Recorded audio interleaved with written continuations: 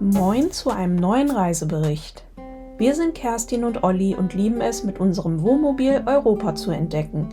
In diesem Video nehmen wir euch mit an die Ostsee nach Travemünde. Der erste Blick aus der Dachluke ist vielversprechend. Es scheint ein schöner Tag zu werden. Aufgewacht sind wir an diesem Freitagmorgen auf dem Parkplatz am Fischereihafen in Travemünde.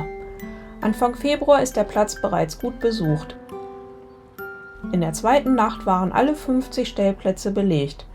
Es handelt sich um einen gepflasterten Parkplatz. Die Nacht kostet aktuell in den Wintermonaten 8 € zuzüglich 1,60 € Kurtaxe für die zweite Person. Bezahlt wird am Automaten aber nur mit Karte. Bargeld kann der Automat nicht annehmen, eine Fähr- und Entsorgung ist vorhanden und natürlich Mülltonnen. Nicht mehr und nicht weniger. Die Straße runter geht es zu einem großen Supermarkt mit Bäcker und von dort haben wir unsere Frühstücksbrötchen geholt.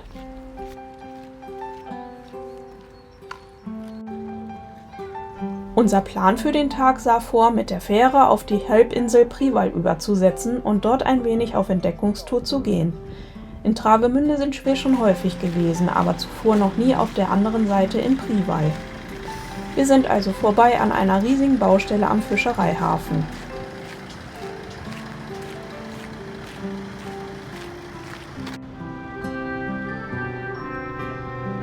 Wäre es nicht so früh, hätten wir uns schon das erste Fischbrötchen gönnen können.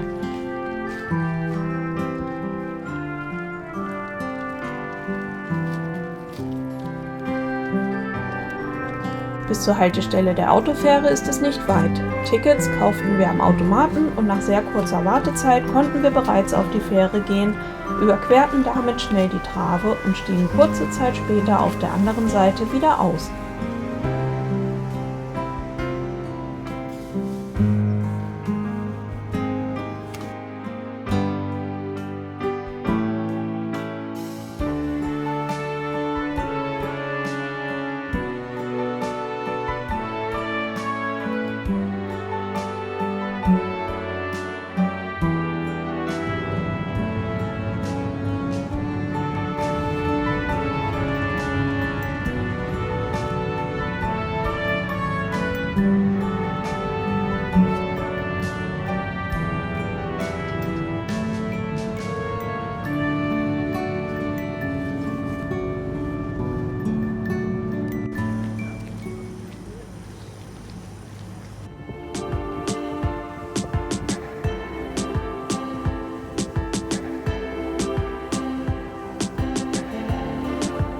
Linksrum gingen wir Richtung dem Priwaller Hafen, wo das Schulschiff Passat liegt.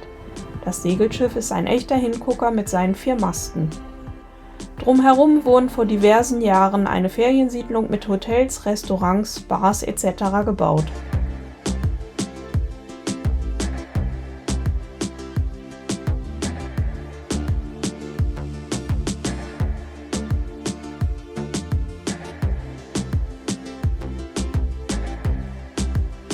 Spontan hatten wir das Gefühl, dass man sich hier wohlfühlen kann. Aber wir sind uns auch nicht ganz sicher, ob wir wissen möchten, wie voll es hier in den schönsten Sommertagen sein wird.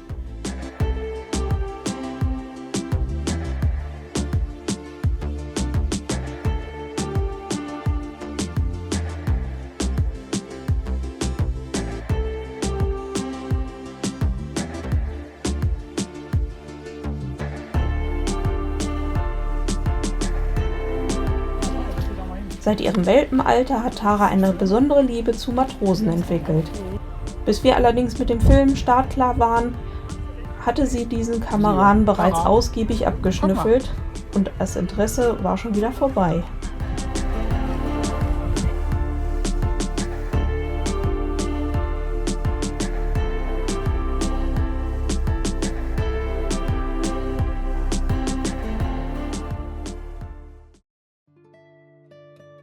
Wir gingen gemütlich am Strand entlang bis zur Informationstafel. Hier verlief früher die Grenze zwischen West- und Ostdeutschland. Wir befinden uns in Schleswig-Holstein. Ein paar Schritte weiter beginnt bereits Mecklenburg-Vorpommern.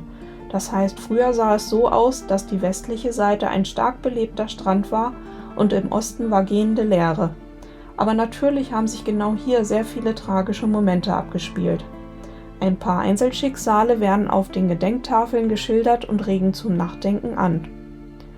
Als es noch die innerdeutsche Grenze gab, war es tatsächlich so, dass die westdeutschen Bewohner abgeschottet gelebt haben, denn der einzige Zugang war für sie über das Wasser.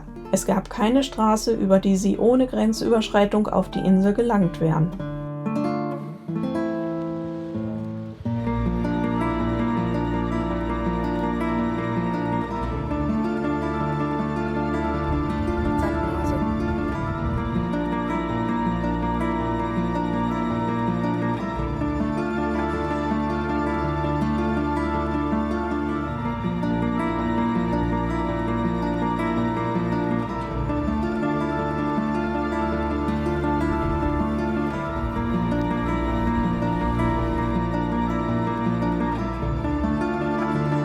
Wir sind an einer Feriensiedlung entlang gegangen.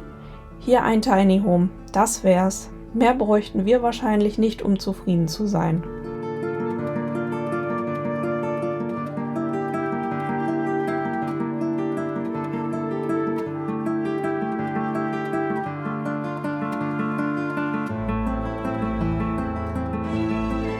In Strandnähe gibt es eine weitere Fähre. Aufgrund von Renovierungsarbeiten ist an diesem Tag nur die kleinere Passagierfähre gefahren. Aber normalerweise gibt es hier die Möglichkeit, mit Fahrrädern die Trave auf der Fähre zu überqueren.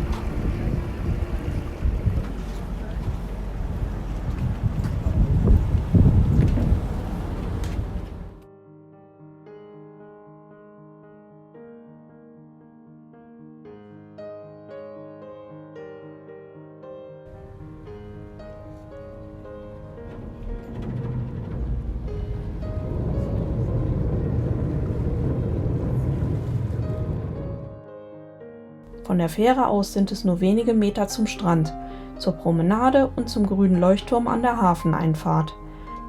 Der Gang dorthin ist quasi Pflichtprogramm. Der Blick zurück vom Leuchtturm auf die Skyline, von Travemünde auf die Trave und auf den extrem breiten Strandabschnitt ist einfach herrlich.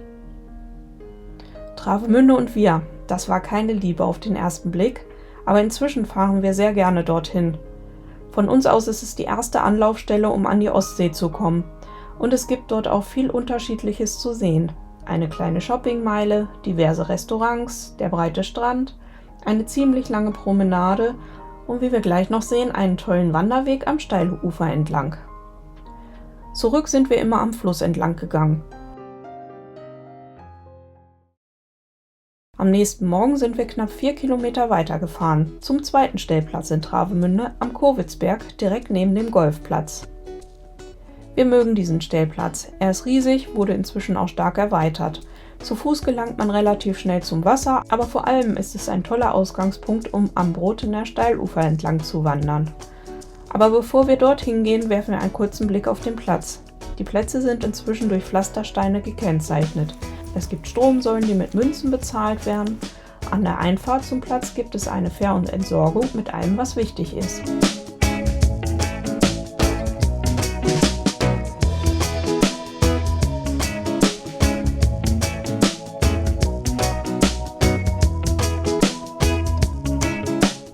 Auch dieser Platz wird an einem Automaten bezahlt und kostet aktuell außerhalb der Sommersaison 8 € zuzüglich Kurtaxe. Das Steilufer ist schnell erreicht. Am Ende vom Parkplatz sind wir links abgebogen. Nach wenigen Metern haben wir bereits das Wäldchen betreten, das entlang der Steilküste führt. Unterhalb von diesem Wäldchen befindet sich der Hundestrand von Travemünde.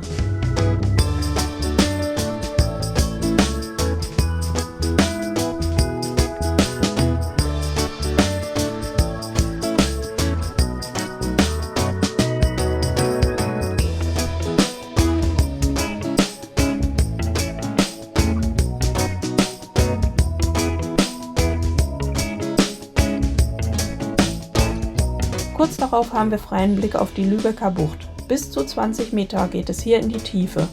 Vorsicht ist immer geboten, denn Erdrutsche können jederzeit passieren. Dieser Wander- und Radweg führt weiter nach Niendorf. Mit dem Fahrrad könnte man von hier aus auch bis Timmendorfer Strand oder besonders Motivierte können sogar bis Scharbeutz weiterfahren.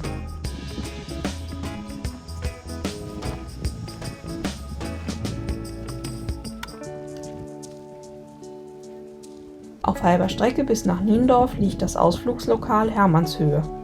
Für uns ist dies immer der ideale Wendepunkt.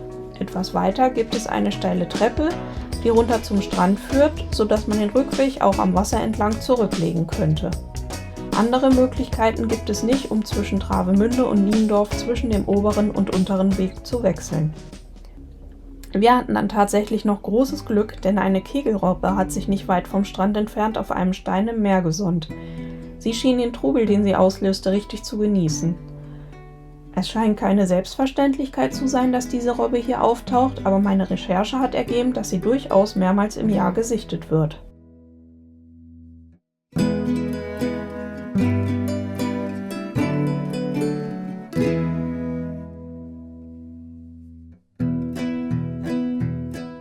Vom Hundestrand aus führt uns der Weg durch den Park zurück zum Stellplatz. Und schon ist auch dieses schöne Wochenende schon wieder vorbei. Wir hoffen, euch hat unser kleiner Reisebericht aus Travemünde wieder gefallen. Über einen Daumen nach oben freuen wir uns natürlich immer und er hilft uns weiter zu wachsen. Vielen Dank dafür. Und wenn ihr zukünftige Reisen von uns nicht verpassen wollt, lasst gerne ein kostenloses Abo da. Weitere Informationen findet ihr wie immer unten in der Videobeschreibung. Wir sagen Danke fürs Zuschauen und senden euch liebe Grüße. Bis bald, Kerstin und Olli.